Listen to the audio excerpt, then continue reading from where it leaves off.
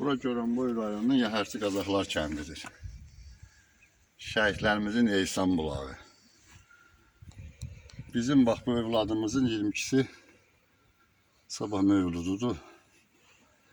Amma görürsünüz, yay, qış bax bu şəhidlərin Eysan bulağında su yox, çirkab.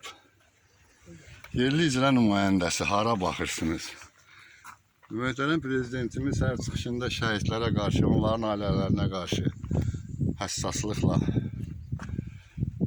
həssas olmağı tapşırır bütün məmurlara. Amma bizim yerli icra nümayəndəmiz Elməddin Nadirov bilmirik hara baxır. Bu şəhidlər, bu oğullar Azərbaycanın bütövlüyü uğrunda canlarını əsirgəmədilər.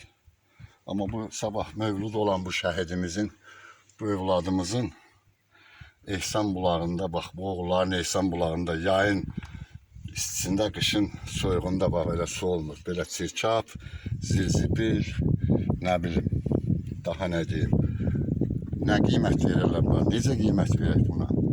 Ay icra nümayəndəsi, hara baxırsan, nə ilə məşğulsan? Ay icra nümayəndəsi, bizi biri görmürsən mümkündə buradan 100 dəfə belə keçirsiniz. Bu Eysan bulağının heç xəbərin varmı? Axı bu oğullar bu vətən uğrunda canlarını, qanlarını əsirgəmədilər. Ay şəhid ataları, anaları, siz də baxın. Görün, bizim Goranboy rayonu Yəhərçi Qazaxlar kəndində şəhidlərə yerli icra nümayəndəsi necə qiymət verdiyini gözlərinizlə görün. Adı şəhidlərin Eysan bulağıdır, amma bir damcı su yoxdur. Nə yayda, nə qışda.